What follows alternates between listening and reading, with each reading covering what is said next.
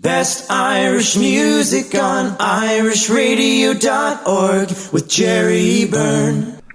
Irish Radio it is, and my very special guest online is a gentleman whom I spoke to. The last time I spoke to was actually in September of 2020 when things were very much different than they were now. We had lockdowns and semi-lockdowns and all the rest of it, and the pandemic and all the rest of it happening.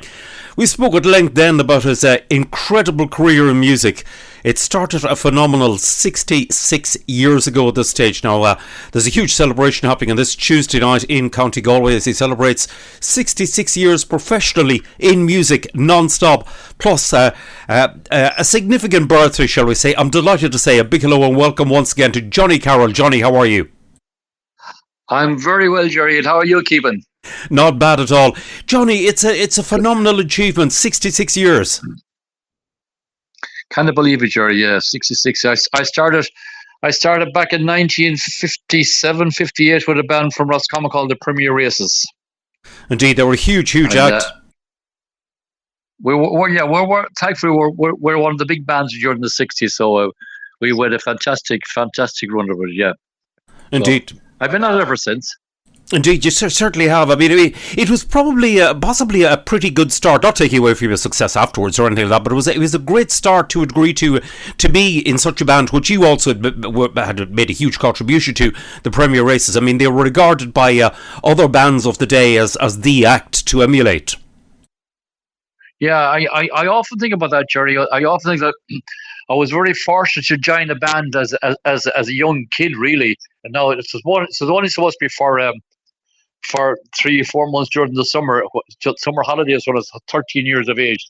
But 66 years later, I'm still at it. But I was very fortunate to join a band that became a very, very popular band.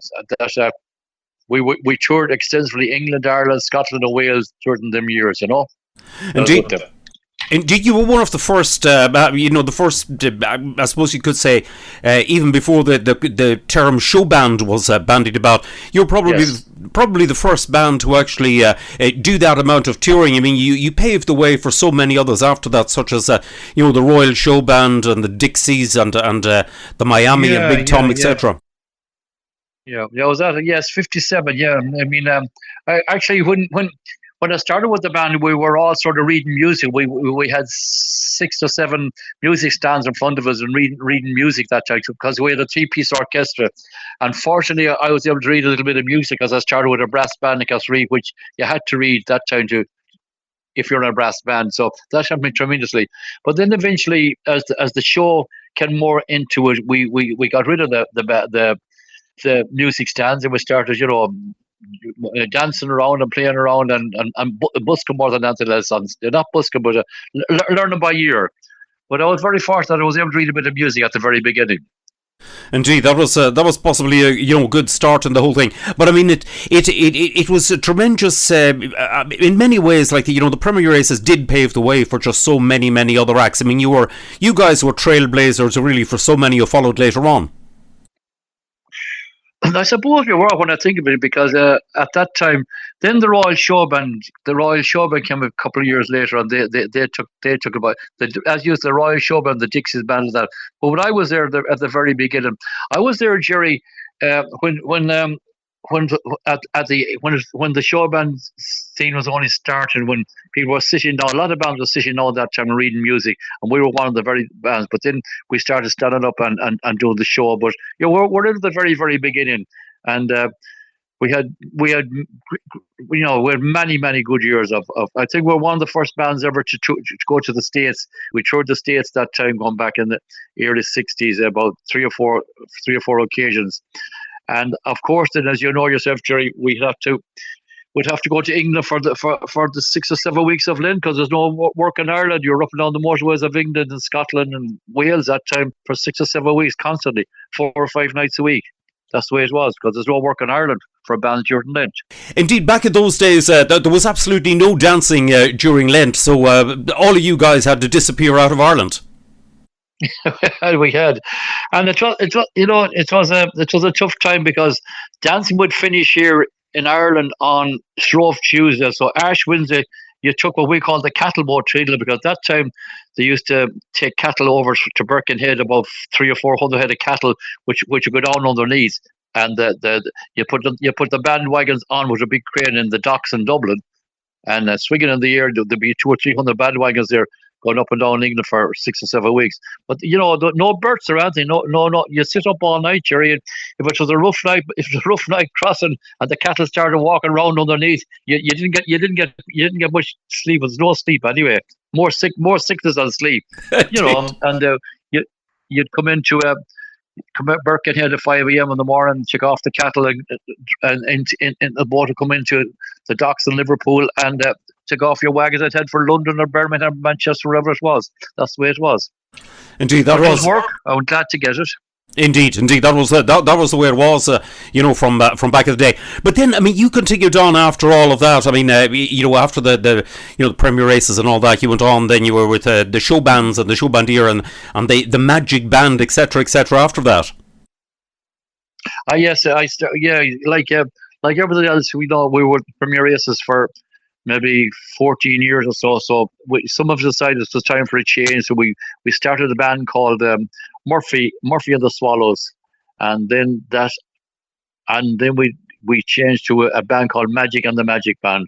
So sort of a semi-pop band, a country band, a guy with a lit up suit, and that lasted for a number of years. I was leading that band, but as it happened in Jerry, the music scene in Ireland, the dancehall scene in Ireland was fading out quite a lot because due to the fact of no drink in the dance halls. The dry dance halls were taking a hit from the hotels and the big bars and the big lounges that time. So it was getting more and more difficult to hold a six or seven or an 8-piece band on the road because the dance halls were dying down a lot that time due to the lack of alcohol at the halls.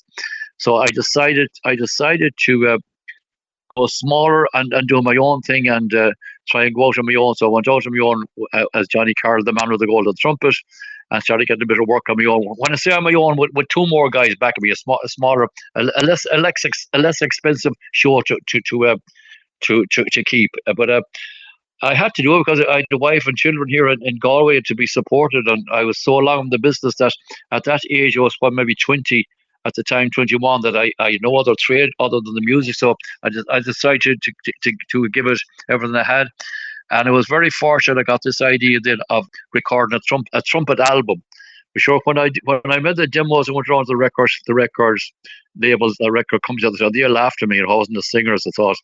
But nobody took it. Then Donny Cassidy took me on. Famous Donny Cassidy that managed Foster and Allen and people like that.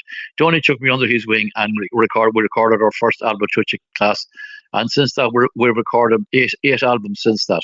But my big break came here in the recording because due to CMR Records, and Donny would have the clout to have these records played all over the world, really, because they took me into one of the finest recording studios in Dublin, Windmill Studios, and surrounded me with top session musicians for the albums, and the quality of the production was just world class, and still stands up there. Not so much about the playing, but the production was incredible, and still stands up all over the world today, and that's why I got so many plays with the albums.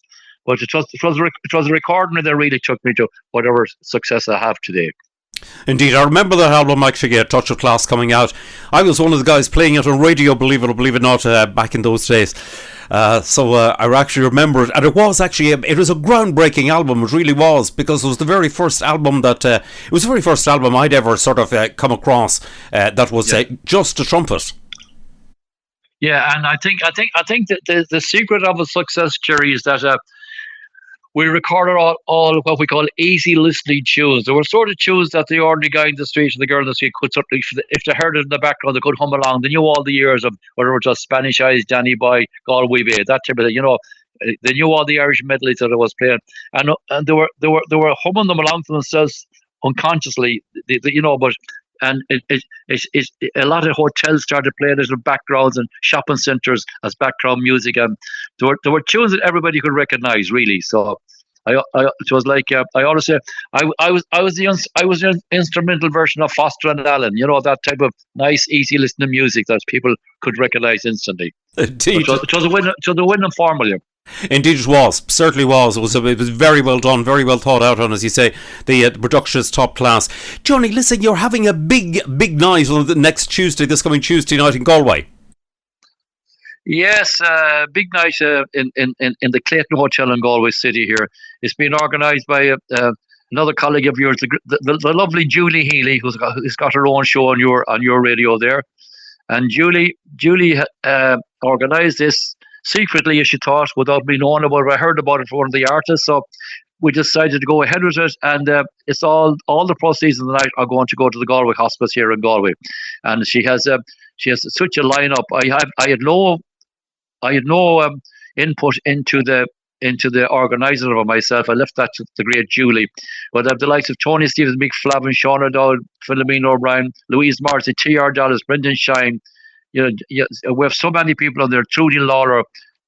We have Father Brian Darcy, Donny Cassidy coming down. We have the Conqueror Showband.